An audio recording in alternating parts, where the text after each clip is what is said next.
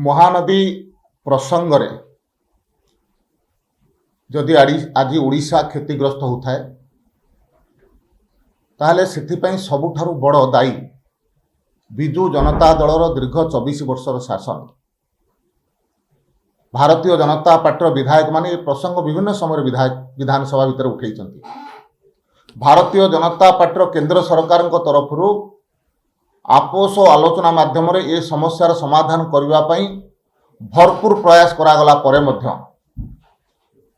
तत्कालीन विजु जनता दल सरकार ए केस को ट्रिब्यूनाल को नवाई जिद धरिक बसले कारण ट्रिब्यूनाल गला एवं ट्रिब्यूनाल को गला परे ट्रिब्यूनाल को जो प्रकार तथ्य से दवा कथा से दे नथिले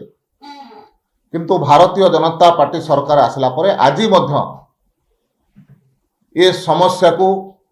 ट्रिब्यूनाल रे जो प्रकार तथ्य दवा कथा तथ्य दौची एवं ये समस्या को समाधान करिबा पई छत्तीसगढ़ सरकार सहित आलोचना माध्यम रे उभय पक्ष राजी होकर ट्रिब्यूनाल विड्र होकर किमिति यार समाधान हम ओडिशार जो न्याय्य प्राप्त अच्छी जलर ताहा किमिति ओडिशा को मिलिबो